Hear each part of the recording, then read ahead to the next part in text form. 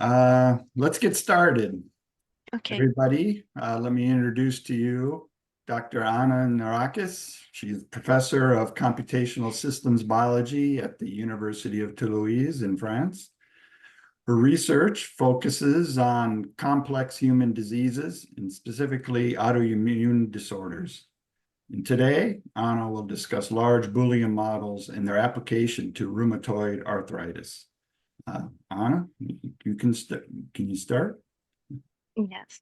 First of all, let me thank you for the invitation. I'm very happy to present in your seminar series.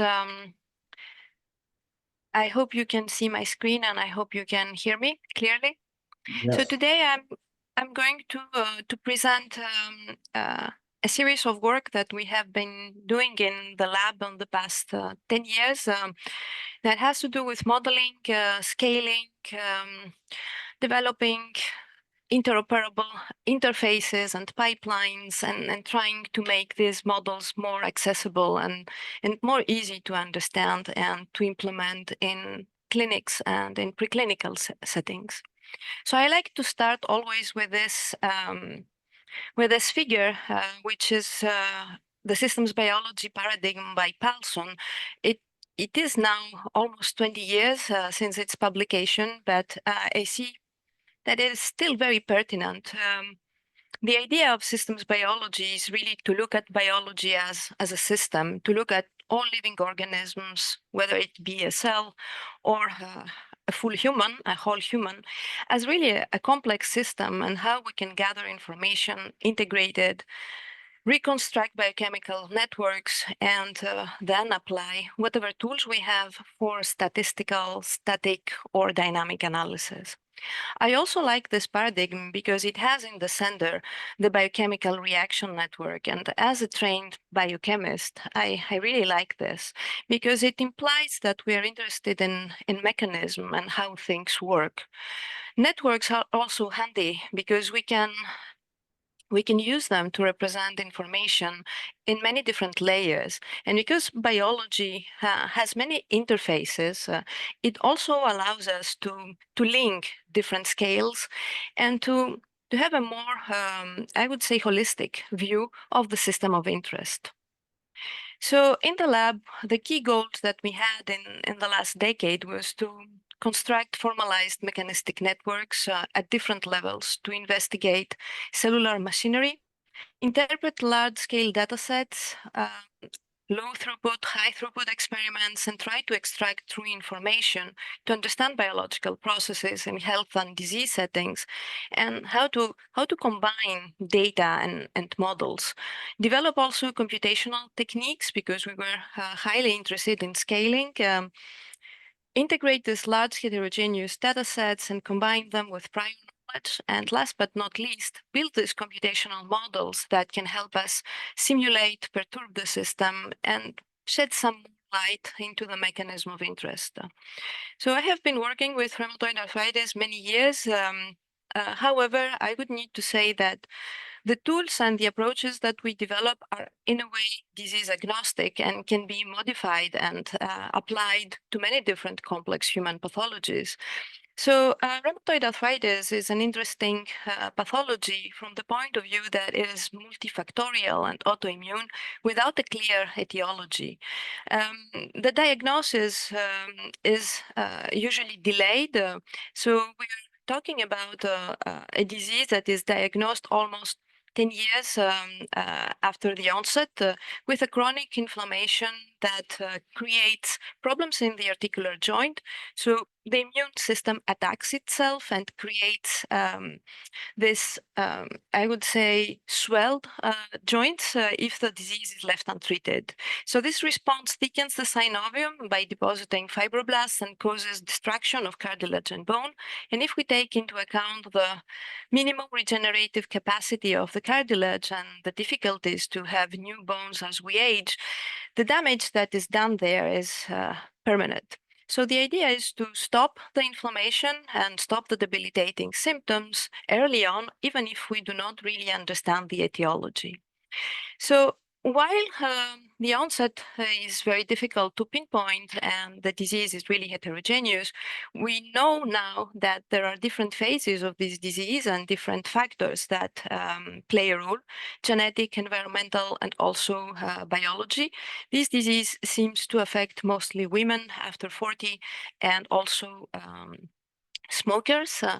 And we also have an idea about the mechanisms that disrupt the normal immune function of the immune system and what is causing deregulation and loss of tolerance. However, putting all this information together is not an easy task. So what we wanted to do is to address this disease, because despite a growing number of biologic drugs, 40% of patients fail to fully respond to therapy. So in systems biology communities, there are many different standards and many different ways of representing models, either graphical models or dynamical ones. So we wanted to do things properly and not just design things that we could not be able to reuse, but we wanted to represent biological information in a way that it is reusable, understandable, and formalized, standardized. So we took the time to assemble the available and fragmented knowledge in this type of disease maps, of disease encyclopedias that are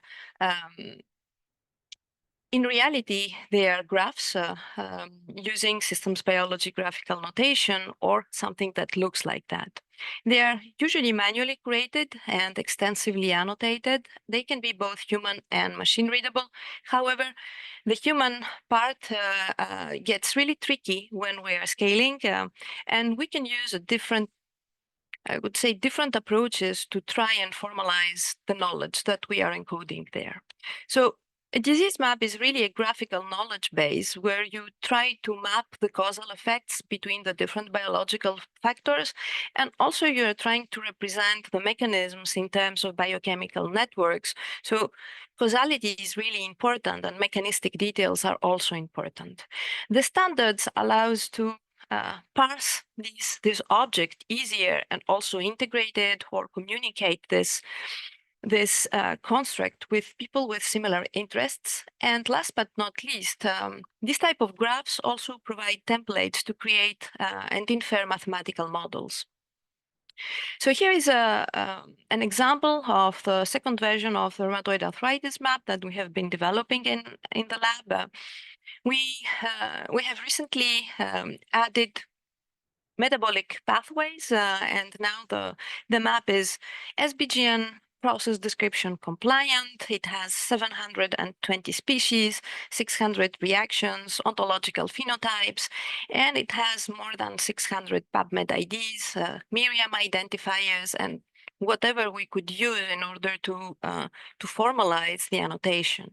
So we're using Cell Designer, which is not fully SBGN compliant, but the problem with tools and standards and that can implement standards is a discussion that I would leave for the end of my talk.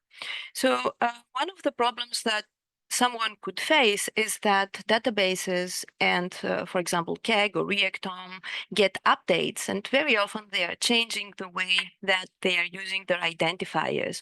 So graphs that are used, like editor graphs like Cell Designer, that are open access but not open source, and they are not updated often enough, sometimes cannot really integrate and implement the annotations or the MIRIAM identifiers that you would like to add. So this creates a lot of problems. One of the problem also is the scaling. So the more dense these maps become, the more difficult it is to visualize and to fully understand the mechanism that you have implemented. So collaborators from the Luxembourg Center of Systems Biomedicine have been developing platforms for visualizing these complex graphs like Minerva, where you actually transform these maps into Google Maps, and you can have semantics, annotations, API communication with different graph databases, and you can also retrieve all the annotation that you have added So you can retrieve PubMed IDs, for example, but you can also interface with different databases and have KEBI or drug bank, interacting drugs, interacting chemicals, or microRNAs for whatever biological factor you have added into your graph. I will not spend a lot of time there. We can borrow a lot of tools from graph theory and mathematics to analyze them from a static point of view. We can also use them to project omics data, for example, but what we are fully interested in is perturbing the system and creating objects that we can execute. So from static molecular maps, molecular interaction maps, the closest thing that you can obtain, that you can scale also is a Boolean model, a Boolean network that can help you simulate dynamics from a qualitative point of view.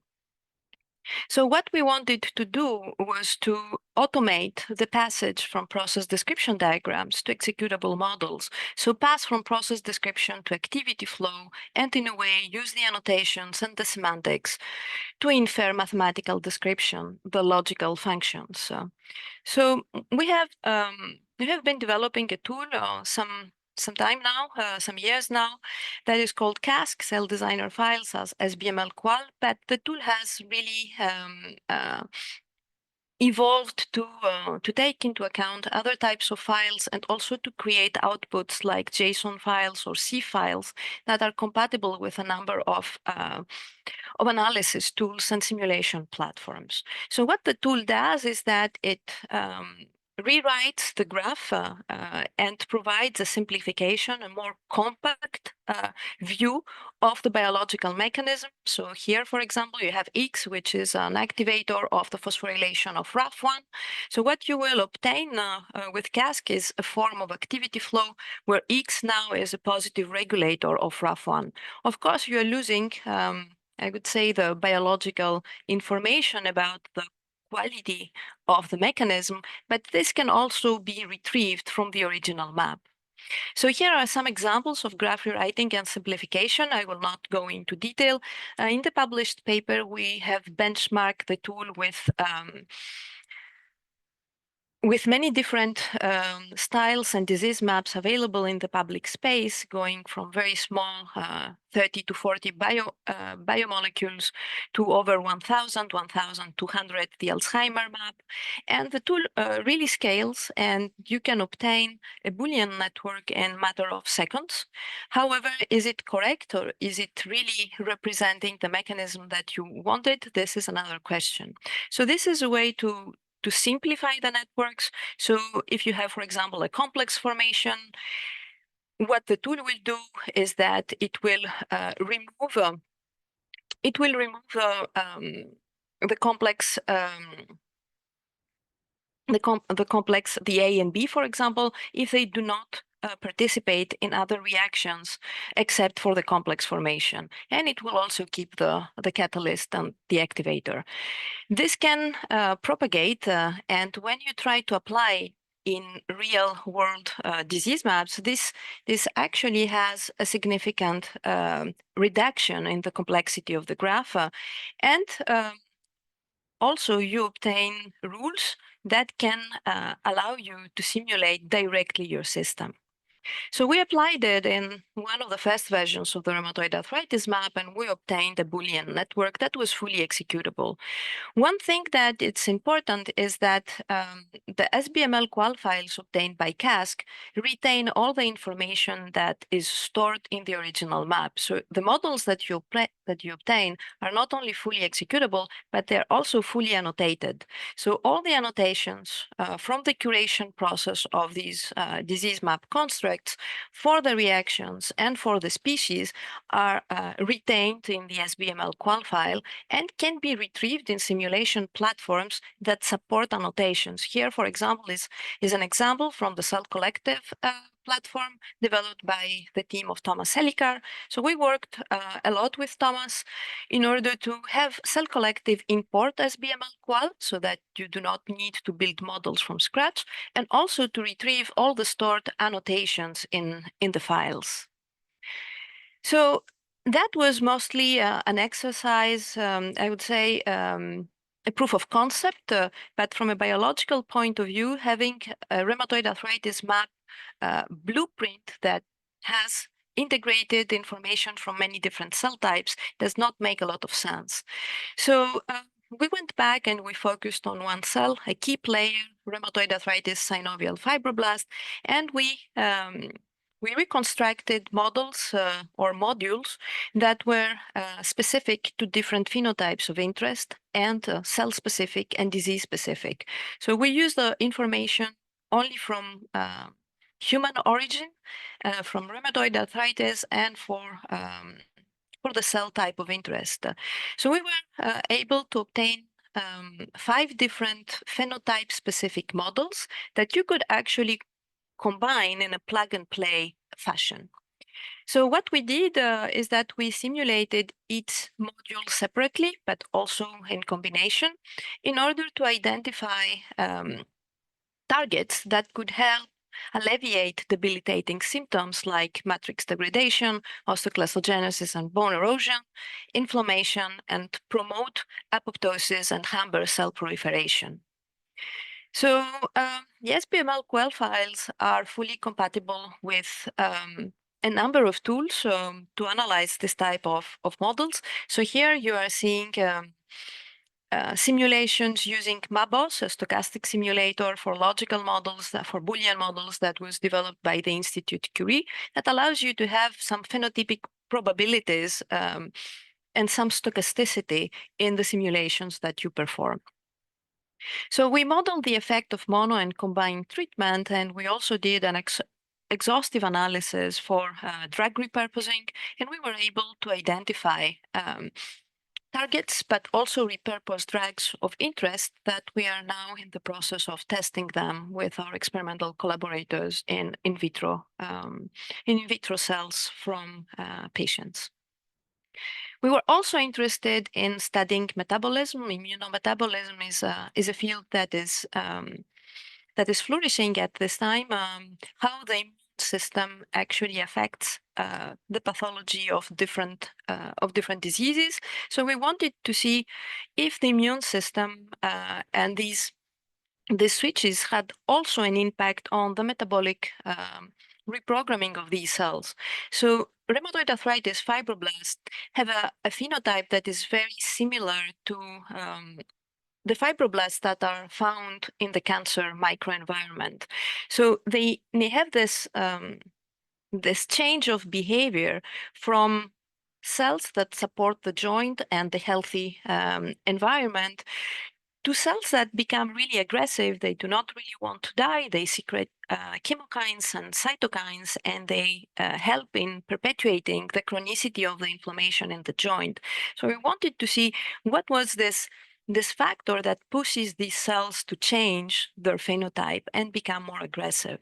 So we had this hypothesis that probably there is a metabolic switch somewhere that changes their program.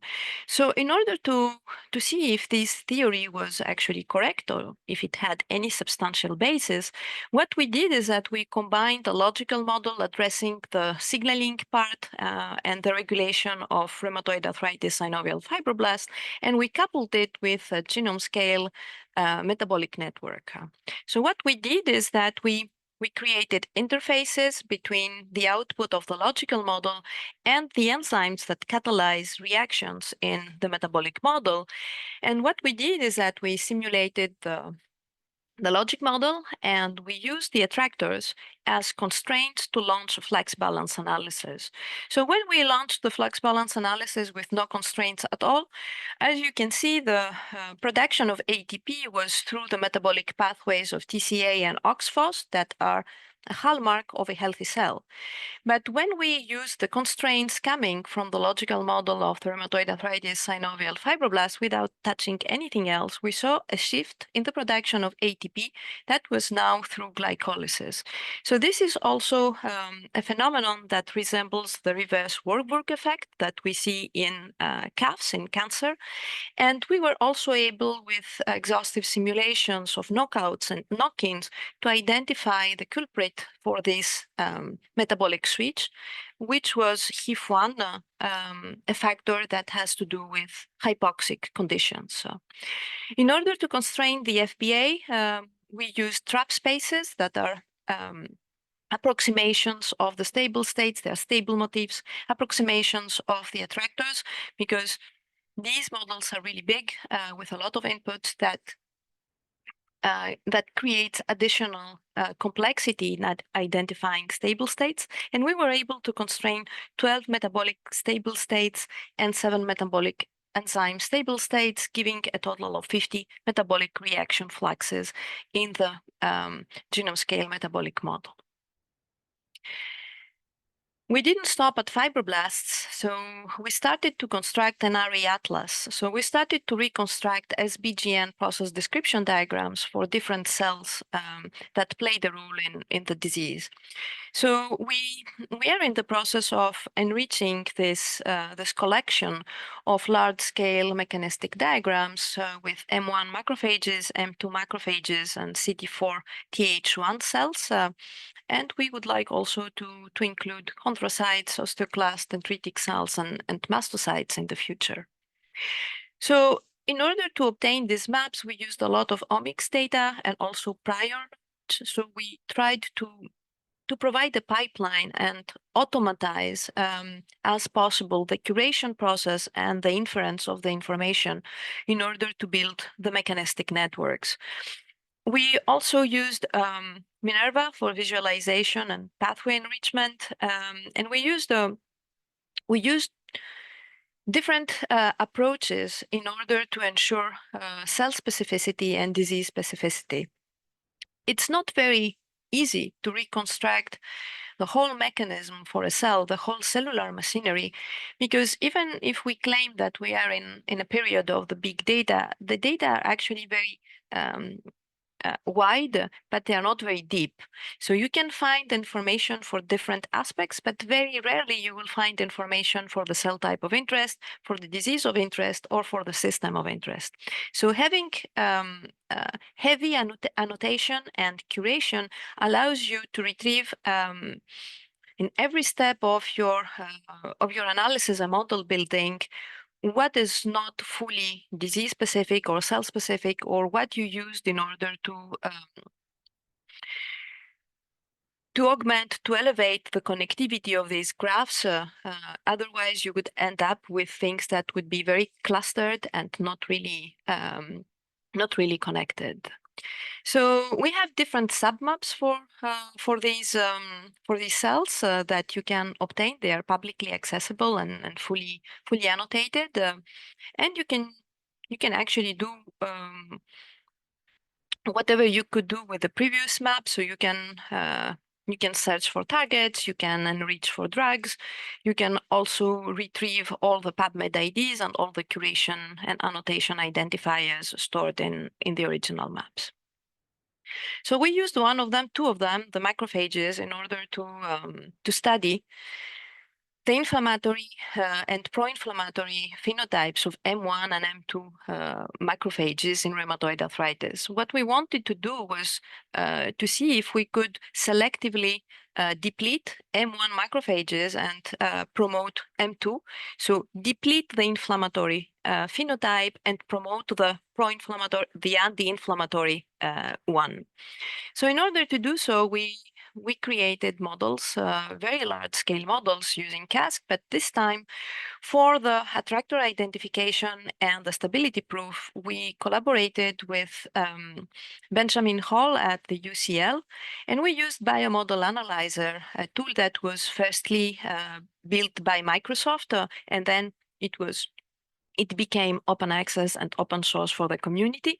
So we wanted to see if we could provide interoperable formats for this tool, for this platform. And we worked with Sylvain Soigneman, who is developing the main developer of CaSQ, to see if we could provide the output formats not only in SBML qual, but also in JSON. So we were able to create JSON formats that retain the architecture of the original networks and the annotations, and they are fully compatible with this platform that helps you scale significantly. BMA was built for Windows, so in order to really go up, we had to redesign a new version of BMA available in Linux that would allow us to do HPC and cloud computing. Of course, you can always use the SBML qual files, the equivalent of your JSON formats, and use here, for example, you are seeing simulations of cell collective, but you can also use BoolNet, PyBool, or Mabos. Whatever simulation platform and tool is compatible with SBML qual. So you can perform different types of analysis, and we were able to identify targets that would allow us to have this switch in proliferation and apoptosis between M1 and M2 macrophages, and also test different therapeutic combinations that had identified as potentially impactful in cancer, but never tested in rheumatoid arthritis. We also did a number of analysis for different drugs, and we were also tried to understand the mechanism of action for drugs that are traditionally administered to RA patients without really understanding how they work. And baricitinib is one example of them. So all this work is published. All these models, either in the map format, JSON format, SBML qual format, C format, are fully accessible, and we try to make them fair. So they are in repositories like biomodels, like Cell Collective. We also provide supplementary material in Zenodo, annotations, descriptions of the model, but we still are not fully satisfied with what we can do in making these models fully accessible and probably reusable by others. The last endeavor that was accepted this morning in Nature Digital Medicine was the work, was the collaborative work between the lab and Sanofi in Paris in order to build a multicellular model for rheumatoid arthritis. So not just looking at one cell at a time, but trying to put all the cells, all the models together and see what comes out of it. So what we were searching was to see if we could reproduce a mechanism of how these cells communicate with each other, and how we could not only target one cell, but in a way target the global phenotype, the global mechanism of action of what is happening in the joint of RA patients. So the difficult part here, one of the difficult parts here, was not only to visualize this very large scale mechanistic networks that even one is very hard to parse. Imagine having 4, 5, or 6 of them in the same screen, in the same platform. But what was really difficult was to infer intercellular interactions. Inferring intercellular interactions, identifying crosstalks and cell-cell communication was a really difficult endeavor, first of all, due to the lack of appropriate data in the public space, and due to sometimes, I would say, experimental design that is not taking into account meta-analysis or modeling analysis, and this just reflects that in many of these projects, the computational part and the experimental part is still disconnected. So what we did, we used whatever data we could get our hands on, and we also used different tools to infer the crosstalks and try to identify receivers and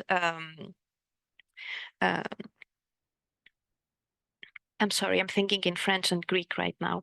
And transducers and signal transducers. And we use CellPhoneDB, Causally, also PubMed, and iCellNet and DSIR in order to have an understanding of which cell can secrete cytokines, chemokines signals that the other cell has appropriate receptors and could potentially respond to this type of signals. So putting everything together was also tricky from the technical aspect, from the technical point of view. And what was also a nightmare was to draw the networks, to draw the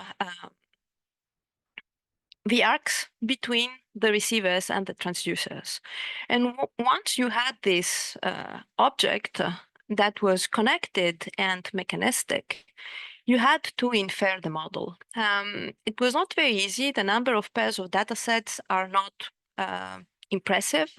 So for macrophage to fibroblast, we only had 4 pairs of data sets. For fibroblast to CD4 Th1, we only had 2. And for macrophage to CD4 Th1, we only had 2. So the more data are available in the public space, the better these techniques and these approaches would be, and the less noise we will have to incorporate in these projects. So we used biomodel analyzer, but we also developed statistical approaches for the convolution and similarity scores. And we also devised a method to constrain the model with experimental evidence. So we had disease-specific initial conditions, but also information inferred from low throughput experimental evidence in order to constrain the majority of the inputs and the pseudo inputs that are present in the model, and they come from things that are not connected due to fragmented knowledge or because we don't really know how to put them, but we do know that they play a role. So sometimes you don't have a mechanistic information in your original graph or your original model. You just have an arc that says this factor has a positive or negative impact on another one. So we use this model, this multi-scale, large-scale Boolean model, in order to identify successful targets for the global phenotypes and for the cell-specific phenotypes. We focused only on apoptosis, proliferation, osteoclastogenesis for M1, apoptosis proliferation for M2, apoptosis proliferation migration for fibroblast, apoptosis proliferation and migration for Th1, but you can also focus exclusively on inflammation. So these models are kind of challenging the dogma of one question, one model. The model now is really a tool that can help you answer many different questions. So here is just a proof of concept because this was the question of interest at the time. And we also used it in order to identify successful targets by in silico knockout and knock-ins for the receptors, pairs of 1 or combinations of 3 that can explode the calculation costs. And you can also identify drugs with the highest status, so drugs that have already been approved, but for different pathologies and for which your model says that could have a great impact in alleviating the debilitating symptoms. So this work was accepted today. It will be fully accessible, open access. So we were lucky in this collaboration with Sanofi. The model and the technologies is fully accessible, and the model calibrated with proprietary data belongs to the industry. So I would also like to say that besides the work focused on rheumatoid arthritis and other pathologies, we were also during the pandemics very active in community works, and especially in the COVID-19 disease map project, where we tried to apply this type of approaches, tools, platforms to see what we could do for this disease. So it was an impressive initiative because most of us were locked in our house with no potential to visit the lab or do anything. So many people wanted to contribute, and this was an initiative that gathered almost 300 scientists all over the world. So we did an impressive work in interoperability formats and standards because we wanted to unify the work of different people. So we wanted to unify the work by curators, the platforms like Wikipathways, Tom, cell designer models, but also SBGN ED editors like Nuit or YED. And we wanted to see if we could create pipelines that would allow us to link the work of curation, of data annotation, of network inference with modeling. We used CaSQ to translate most of these static graphs, and this is when the tool really evolved in order to take into account many different scenarios that are not obligatory SBGN compliant.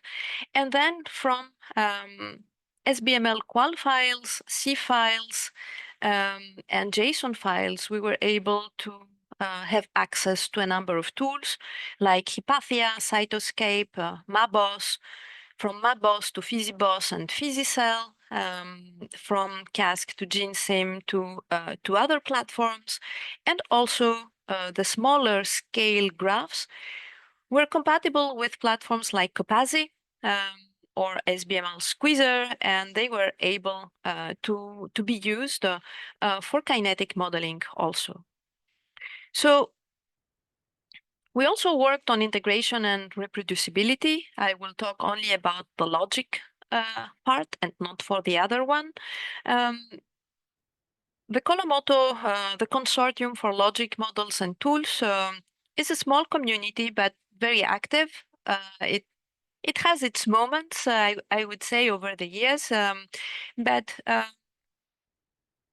as a community, I would say we have done a lot of efforts to integrate things, follow the classic SBML community of the kinetic people, and try to provide tools for reproducibility. So the Colomoto notebook was published by the group some years ago, with Aurélien Naldi as the first author, in order to provide a way to check the models and just compare and see if you could reproduce what was published. So not just obtaining a file, but obtaining a whole notebook, a whole pipeline that would allow you to reproduce the work easier. We also had an initiative in 2019 for the curation and annotation of logical models in biology. So as more users come into the field, as bigger models are built, having a standard way of annotating and curating these models is really important if we do not want to leave all this work, to just be lost somewhere, and people would reinvent the wheel every time they have the same interest for the same pathology or for the same mechanism. I cannot tell you that we went very far, but at least we tried. So we collaborated with biomodels to see how we could have a section of logical models, because at the time, no Boolean or logical models were hosted or curated by biomodels. So there is a section of Boolean and logical models. Most of them are not curated. And we wanted to see what was their modus operandi about the metadata information that they wanted and how they were annotating their models, and see if we could propose something similar for the community. So we have a use case of a curated and annotated logic model that is stored in biomodels, and there are two levels of annotation, the model level and the model component. And for the model component, you have nodes, species, and the causal interactions. So to cut a very long story short, we tried to propose the minimum effort and the minimum identifiers that you could add in order to have annotation for a model, the model level, and the qualitative species and the causal interactions. So the problem is that not all the modeling software or the graphic editors allow you to do this thing and implement the annotations. So it's not only a question of will, but it's also a question of infrastructure and if the communities and the software developers are all on the same page. So a lot of questions also were posed at the time. So should annotations be visible in the modeling software? Do we want to see them? Do we need them? Where should annotations be stored? It's the same as the ZML for the logic modeling community. Should it be stored in the same or in a separate file? And a question of interest is, can these type of annotations help the model when we would like to update it? We also went a step further and we organized a workshop where we invited people from other communities. We also published a paper where we had people from Colomoto, Sysmod, ZML, SBML, SBGN, the FAIR community, biomodels, and Combine all came together in 2021 in Basel in order to discuss how we could harmonize the computational models in biology and how we could help PhD students, people who start now to really adapt and adopt best practices in modeling. So what came out of it was a tentative checklist for modelers, but also for reviewers in order to decide if the model is comprehensive, reusable, accessible, or reproducible, and also interoperable.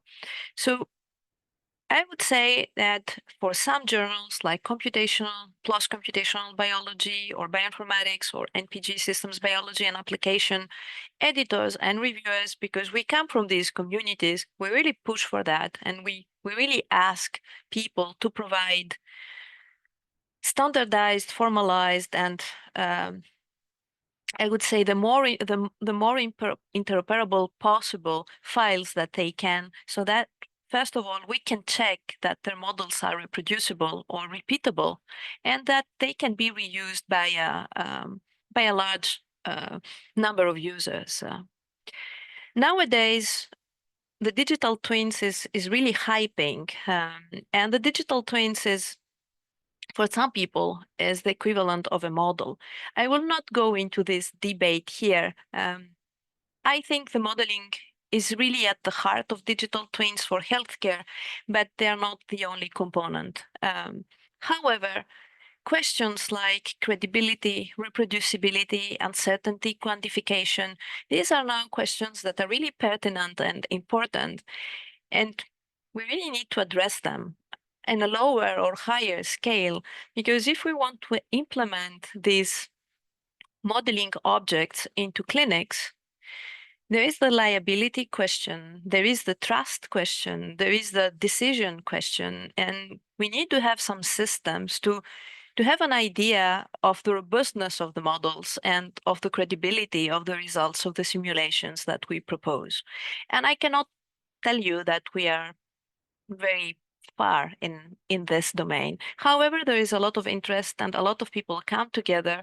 So we have a working group that is, I would say, a mix of people from the US, from the IMAG viral pandemics group, and from working groups from the disease maps and from other working groups in Europe, where we have come together to discuss if it is feasible to have an immune digital twin prototype in the next 5 years, doing things properly for every scale.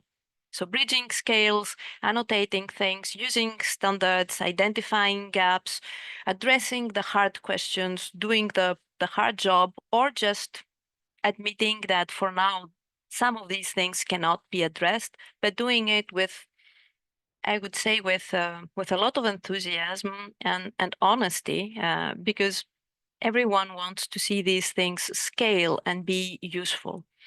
So I would finish my my talk saying that if we want to work together at a larger scale, we really need to minimize the communication barriers. So one communication barrier for the modeling part, not even for the digital twin, would be a better implementation in interdisciplinary projects, where the computational and the bioinformatics part is not at the end of the line And it's not like experimentalists design their project, they produce the data, and at the end, after 2 or 3 years, they come to you with data and say, I want a model that says this, or I want a model that does that. I think that computational biologists and experimentalists need to sit down together when they are designing their projects, and they really need to make the effort to communicate with each other. We have been building models for the sake of models, I would say, and people have been producing data for the sake of producing data. Now that the mindset is really changing and the patient or the human is in the center of the interest, the patient is no longer virtual for us. We really need to think that at the end of the line, there is someone who might benefit. And this really changes the way that we think about the design. It's not very easy to communicate, I can tell you, with mathematicians, engineers, clinicians, immunologists. This is not easy. And it's not easy to leave the comfort zone. But I feel this is the only way forward if we really want to not stay in the hype and really see the human physiome or the human virtual twin, or I don't know what, coming into life in the next 5 to 10 years. So with that, I would like to acknowledge all the students, all my students that have worked really hard all these years to annotate, curate, execute, simulate, reproduce the analysis of these models, but also my collaborators at INRIA for the tool development and the approaches, Sanofi, RT for the support, and also the viral pandemics, the digital twins, the Minerva people, the diseasemodeling community, and a number of sponsors. Without them, I don't think these things would have been feasible in this amount of time. And I would like to thank you all for listening. I would be happy to take questions. All right. Thank you very much, Anna. Really appreciate Thank you. spending the time. Any questions out there?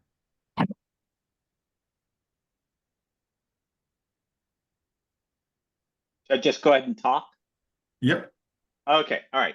First of all, great presentation. I really enjoyed it, and very envious of you that you are connected with a clinical environment. So there's a lot of reality behind your models.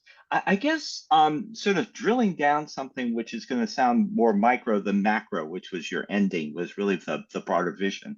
I'm very interested to understand for the logical models, what are your measures of accuracy and quality that are meaningful in a clinical setting? So the predictions are qualitative. So they are not quantitative models. So for example, you can answer questions like, will the cell die or will the cell proliferate, which is something that you can very easily see in vitro settings. But it's not very easy to link these results, even in the in vitro validation, with, I would say, the systemic manifestation, a full body manifestation. So what we can really do is propose combinations, drug combinations, or target combinations, but then the work of quantification, dosage, time dependence, it's not for us, it's for the experimental collaborators. So what we do is that we take their data, and from a list of 1,200 differentially expressed genes, we can tell them, look at these 10 combinations, look at these 10 repurposed drugs, look at this protein or this enzyme, and see what happens. And then they come back, hopefully, and we can improve the model and we can go further. Or if we are lucky enough to really pinpoint the mechanism of interest, then build a quantitative model. So I won't take up any more time. Just one follow-up. It strikes me that what the logical models provide sound very similar to the field of information retrieval with the notions of precision and recall. Does that analogy fit into your evaluations? In a way, we are very similar to how we are doing, I would say, software testing.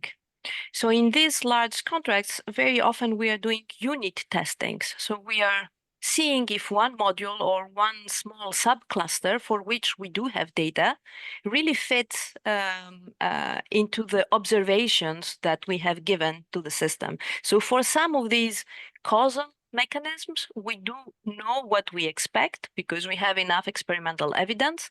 So we can ask, I would say we can check to see if these observations, if these criteria are met by the model.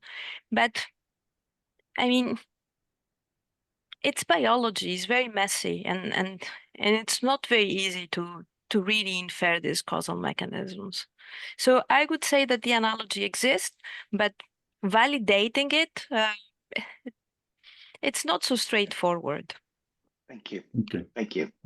Mark Coles? Yeah, thank you. Actually, University of Oxford, so a bit closer. So your seminar was posted here. Very interesting. I am a rheumatologist, so I'm on the other end. But I just wanted, these days we're collecting tons of information via the Human Cell Atlas, single cell biology. There's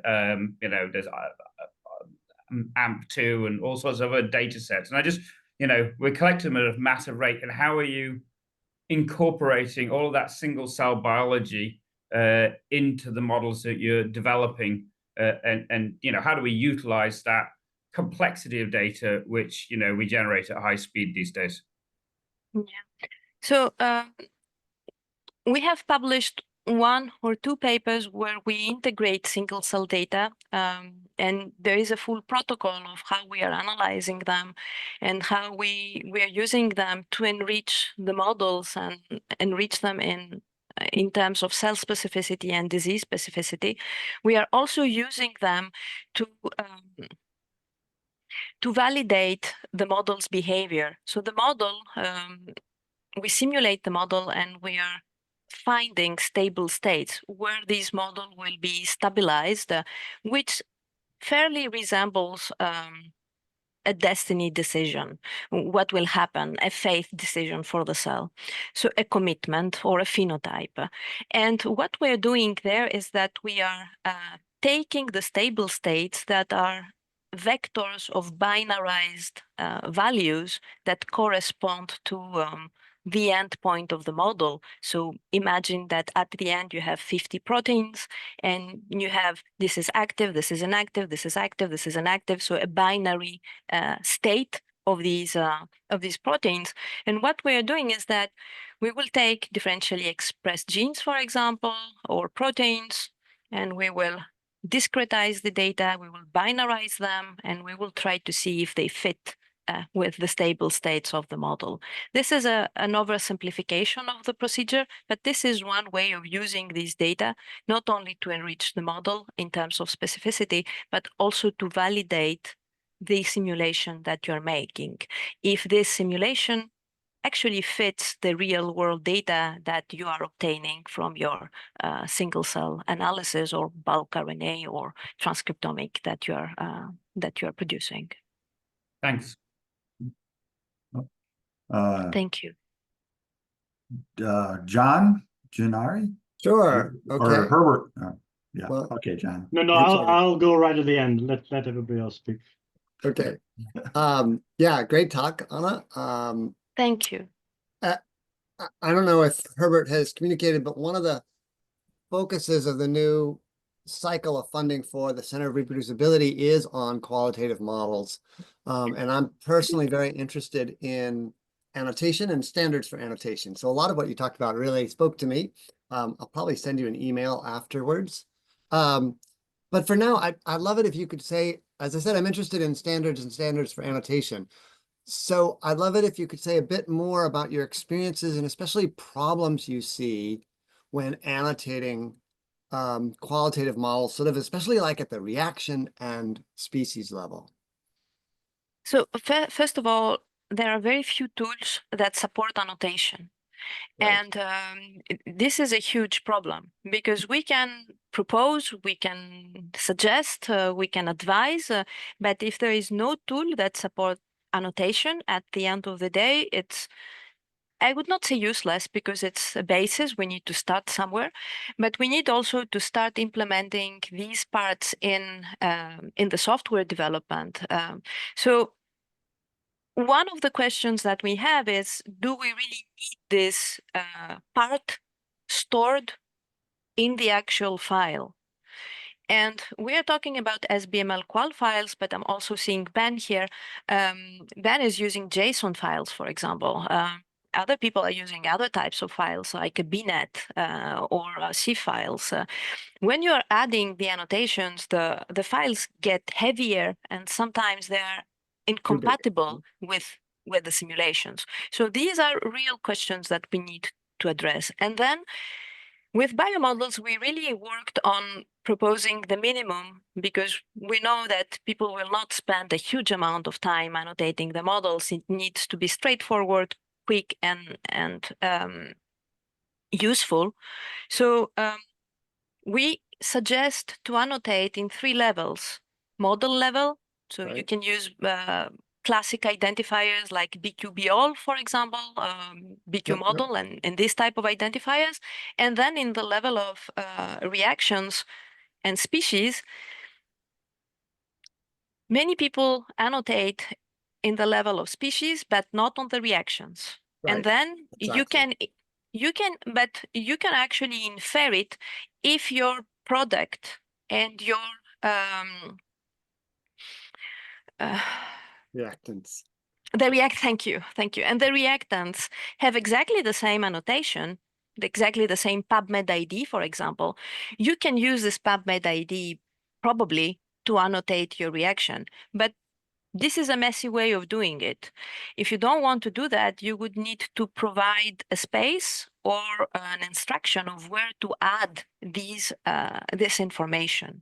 So for now, people are storing it into RDF bags. So they just take the identifier and they store it in the file, which is terrible and messy and very hard to parse.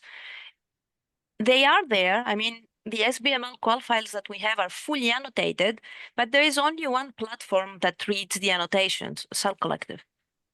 I'm not aware of any other software that can read annotations, and now BioLQM and GeneSim that will probably have a revival period is also working on implementing the annotation part. Great.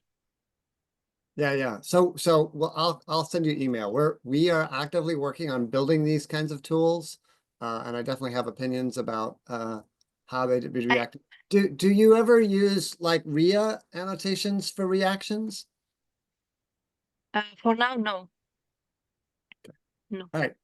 I'll send you email. Thanks. Okay. Thanks, John. Ben Hall, do you have a comment or question? Yeah. Thanks, Anna, for a great talk. So I actually had a question about that relates to your point at the end about culture in computational biology and experimental biology. Ben, you're muted. Sorry, I don't know what happened there. Bye there. Can you hear me now? Yes. Apologies. Yes. Okay, so my question was about culture and in computational biology and biology and how it relates to digital twins. So I think it's very interesting you said at the end about how there needs to be a better relationship between experimental design and computational work so that they're not working in lockstep with one another. One of the things I think I'm seeing in digital twins in other domains outside of biomedicine is that there's a continuous back and forth between the model and the data, and there might be this collection of data over time which feeds into the model and guides the model at different points. And I just wanted if you speculate a bit about whether actually this cultural point that you raised actually is a barrier to building biomedical digital twins, because we don't have a culture in experimental biology or within some aspects of experimental biology where we allow for a continual feedback. So I think there are many different barriers that we need to demolish. I would not say to go gentle, but we really need to address them in a way that, you know, there is a change. So one of the barriers is, I do not see the barriers so much with the experimentalists that one way or the other, they are now producing, they're generating high throughput data that they cannot analyze themselves. So in a way, they see the bioinformatics analysis and modeling as one thing. So they will come and knock at your door in a way, because they need you for this part. But with clinicians and medical doctors, I think we have a lot of responsibility too, because for many years, the patient was always virtual for us. We didn't really care about the patient. We didn't really think about the patient. We were just looking at the model, and the disease or the pathology was kind of, I don't know, the cherry on top, the context of the theoretical mostly work that we were doing. But for a clinician, when you go with a model, and the clinician who doesn't have a lot of time and who is in front of the patients 24 hours a day, every day, and they look at your model, and your model has readouts that make no sense for a person that sees, well, a human. He doesn't have time to spend to understand. So we have not really made this effort to link the models that we have and the model readouts with the readouts that a clinician would actually obtain, like blood samples or cytokine panels. Or I think the pandemic was a huge shock that pushed us to work together and understand that even with all this technology and all this data and all this understanding, we know, I will not say it, we know very little, okay? And we are also not very good at working with each other. And I think we fully understood that it's not a question of one lab, one field, or one domain, but we really need everyone to collaborate. And if it's not everyone, at least the modeler and the experimentalist and the clinician, they really need to find or even invent a common language and a common space that would allow them to, you know, to advance together.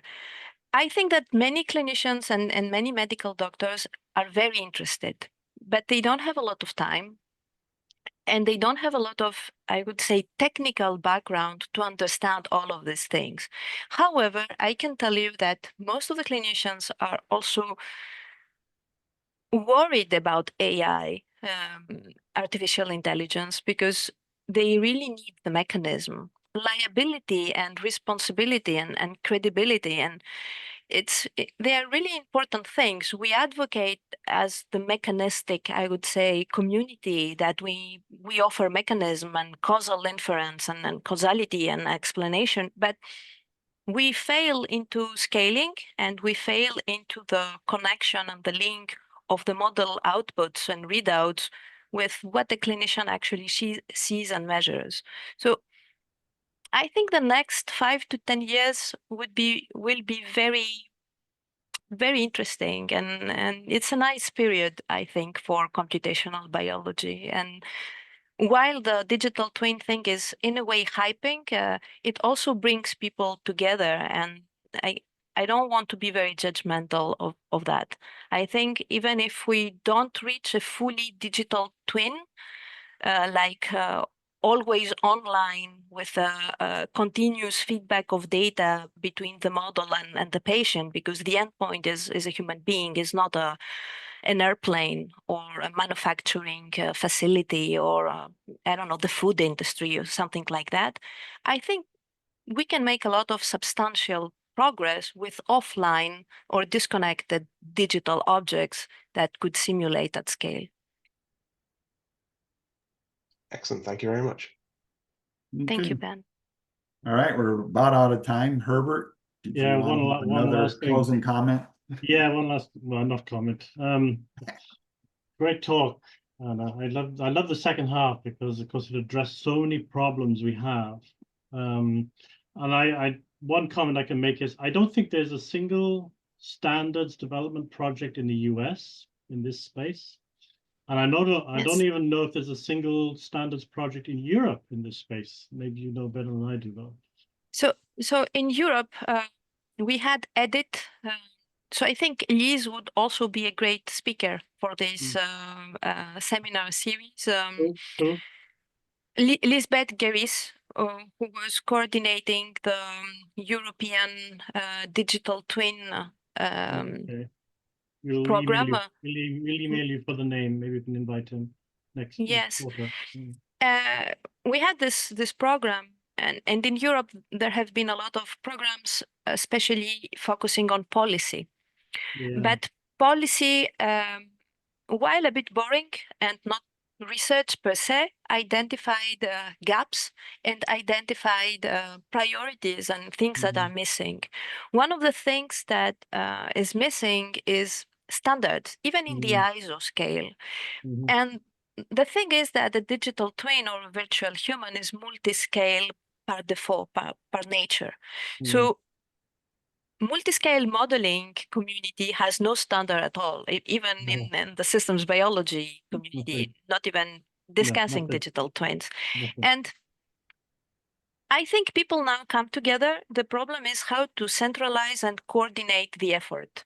So in the Immune Digital Twin working group that I'm leading, I'm co-leading, the other co-chair is Reinhard Laubenbacher. We have Gary Young, we have James Glazer, and we also have people from Europe, from Japan, from Asia. We try You also to have me, by the coordinate. way. You also have Yes, me, by the way. yeah, I saw it. Yeah. And I would never thought that standards could be such a passionate subject, but apparently it is. And Because people are desperate. You know. I need to make a disclaimer. Yeah. I really don't like standards. No, I don't either. I feel that they're not good enough and they're limiting in a way also the creativity, but it is the only way forward. A standard, even if it's bad, it's better than nothing, because the It's example no work, but I it's important. it's very important, and I use this example. I'm Greek. I don't know how many different nationalities or how many different languages people speak in this webinar. Imagine if everyone was speaking their own language without making the effort. Of course, I have difficulties, and this is a live seminar. I was speaking French 15 minutes before giving your webinar, and Greek 5 minutes before. So it's not very easy, but I make the effort because I want to communicate. I really want to communicate and move forward. So it's the same with standards. And I think that communities, for example, the combined community is an excellent community, but even the SBML, for example, the SBGN, it took them 20 years to.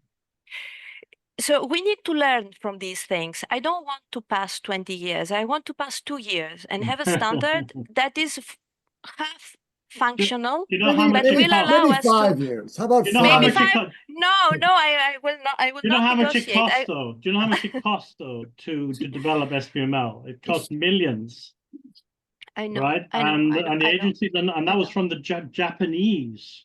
I know. Not Europe or America, you know that, right? No, So I know. So we really need to push also as the funding bodies, and not even push, but advise them. And this is really not a nice, I would say, not very agreeable work, but it needs to be done. And we also need to change the mindset. People look down at curators. People, we need to say that openly. People think that curators are not, I don't know, good enough to do science, or people that maintain infrastructure or develop tools. We need to change this thing. Even the reviewers, we published the last paper, the disease maps paper, this year, because it took a very long time to finish all the interoperability work. So we had a hard time publishing it because COVID now was not buzzing. It was not hot, but of course, COVID was just a pretext. It had a huge work of 5 years of interoperability and standards work. One reviewer addressed me personally and said that I should leave community work and do things that are more meaningful. That's what you're up against, So. I mean, We're behind you, I have Anna. a very. I know. I I really I have my own head, but imagine having this hurtful comment to someone who just starts, or someone who is, Oh yeah. you know, really putting his heart out Yeah. there for Yeah. for the community. These are very harmful beliefs and mindsets that we need to change. Okay, so anyway, I had another million questions for you, but one little practical thing I can give you about annotation. So I'm helping a group build a largish metabolic model, and they have a Okay. problem with annotation. Okay, so yeah, John and so on, we're building these tools, but they're just not good enough yet. And so we realized there was a really quick shortcut. As they develop the model and develop it in antimony, so they type the reactions and so on. Yes. They already use agreed names for things that are found already in things like Chebi and KEGG. Then what happens is the software just goes through, looks up those names in a local dictionary, generates the annotations and stuffs them into the SQL. It's such a simple solution. We have been exchanging with Lucian Yeah. to see if we could translate Boolean models into the antimony language. Yep. Yeah. But I think that this, I'm not fully convinced. I need to be honest, because it inserts more ways of inserting an error there, because we are translating the different formalisms, and I'm not fully convinced that it can be a one-to-one translation. But I had no time to really look at this, so maybe we need another seminar or another meeting for Sure, yeah, for that's this okay, yeah. discussion. Yeah, that's good. Yeah. But yes, I'm actually examining the solution, because if Yeah. it's automated, then it really worth the effort. Well, the It's really worth the metabolic effort. annotation, this is going to be, the way we're going to do it now is going to be so fast. I mean, there's hardly any effort from the modeler, virtually no effort, as long as they use the names, the approved names for metabolites.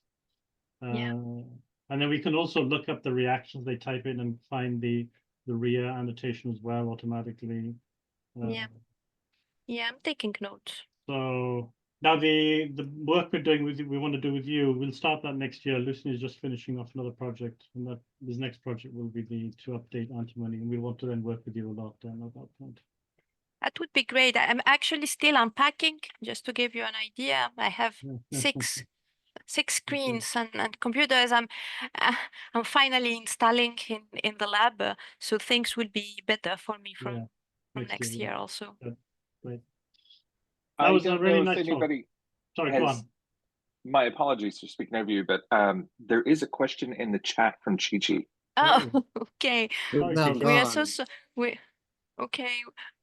I'm sorry, I didn't see the chat.